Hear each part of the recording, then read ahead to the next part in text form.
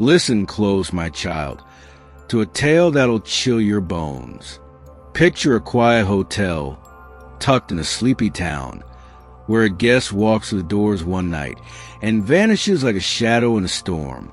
No bags, no clues, no trace.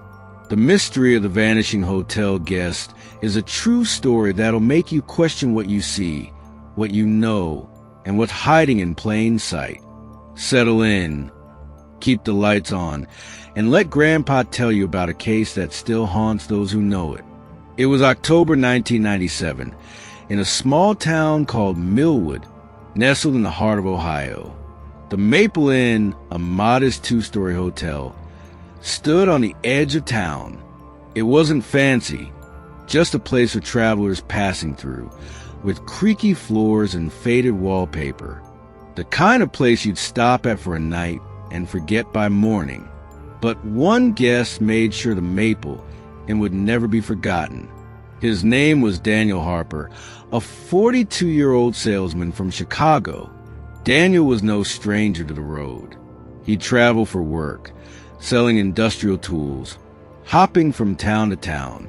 He was ordinary, medium build, brown hair, glasses, the kind of man who blended into a crowd. On October 12th, Daniel pulled into Millwood after a long drive. He was tired, his suit wrinkled from hours in the car. The clerk at the Maple Inn, a young woman named Sarah, checked him in at 9:43 p.m. She remembered him because he was polite, but quiet, almost too quiet. He signed the register, took the key to room 214, and headed upstairs. That was the last anyone saw of him. The next morning, Daniel didn't check out. His key wasn't at the desk, and his car, a blue sedan, was still in the parking lot. The maid knocked on room 214, but no one answered. She assumed he was sleeping in and moved on. By noon, Sarah got curious. Checkout was at 11 a.m., and Daniel's car hadn't moved. She called the room's phone. No answer. Finally, she grabbed a master key and went upstairs with the manager, a gruff man named Tom. They knocked again, waited, then opened the door. The room was empty. Bed made, towels untouched, no luggage, no personal items. It was like no one had ever been there. Sarah swore she'd seen Daniel go in. Tom checked the bathroom, the closet.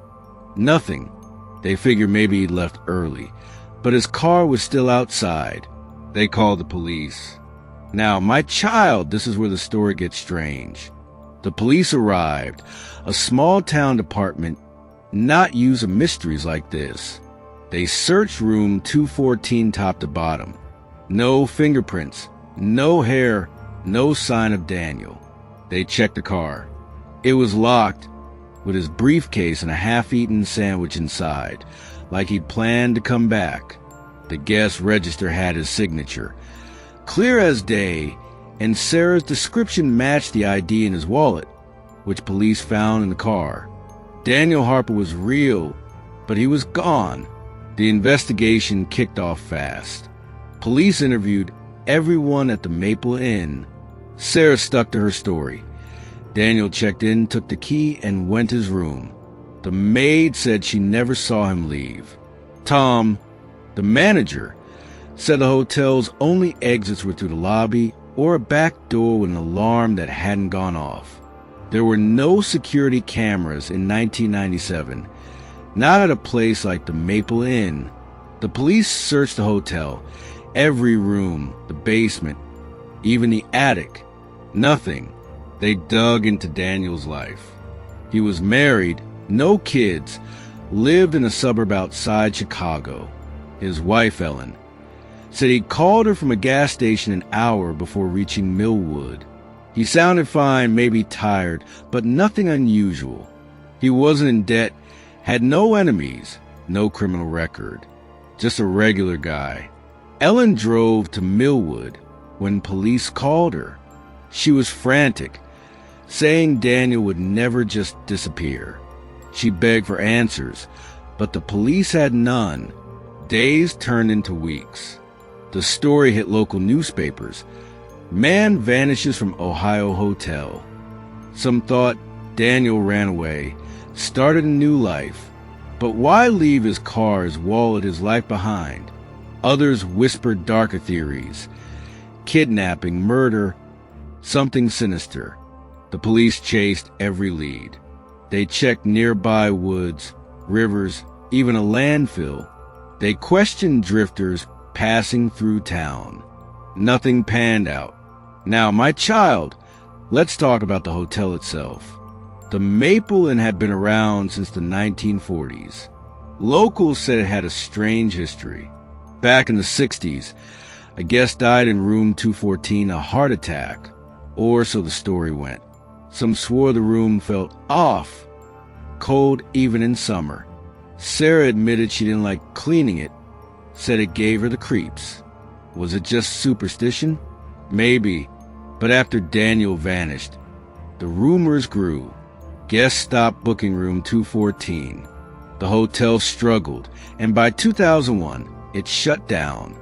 The building still stands, empty, windows dark, like it's waiting for something. The police never closed the case, but they ran out of leads. Daniel's wife hired a private investigator, but even he found nothing. No bank activity, no sightings, no body. It was like Daniel Harper stepped into room 214 and out of existence. Some say he was taken. By who or what, no one knows. Others think he planned it, slipped away in the night. But how? The car, the locked door, the untouched room. It doesn't add up. Let's think about this, my child. If Daniel left on his own, he was a master at covering his tracks. No one saw him leave, not through the lobby or the back door. His car was still there, his belongings untouched. If someone took him, how did they get him out without a sound? The hotel wasn't big. Someone would have noticed something. And if it was foul play, where's the evidence? Not a drop of blood, not a single clue. This case is a puzzle with missing pieces, and it's been driving people crazy for decades. Here's where Grandpa gives you some advice. Always trust your gut. If a place feels wrong, like room 214 did to Sarah, don't ignore it. Maybe it's nothing, but maybe it's your instincts warning you. And when you're traveling, tell someone where you're going. Daniel's wife knew he was in Millwood, but if she hadn't, the police might have never known where to start. Write down your plans. Share them with someone you trust. It could save your life.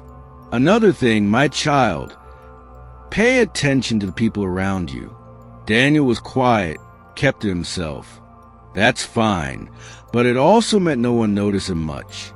If you're in a new place, make a point to be seen. Chat with the clerk, tip the waiter. Let people remember you. It's not just being friendly, it's leaving a trail. If something happens, those little moments could help someone find you. This case sticks with me because it's so empty. No answers, no closure. Daniel's wife passed away in 2015, still hoping he'd come home. The Maple Inn is a ghost now, just like Daniel. Every year, someone brings a case up on a podcast or a forum, but no one's cracked it. Maybe you, my child, have a theory. Did Daniel vanish on purpose? Was he taken? Or is there something about room 214 we'll never understand? Think about it, but don't let it keep you up too late.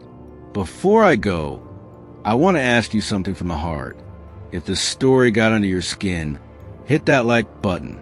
It tells me you're listening, that you're part of this family. And if you haven't subscribed yet, please do.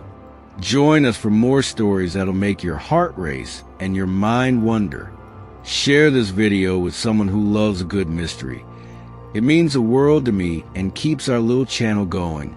I pour my soul into these tales, and knowing you're out there watching means everything. Stay safe, my child. Lock your doors, trust your instincts, and never stop asking questions. Grandpa will be back soon with another story. Until then, sleep tight if you can,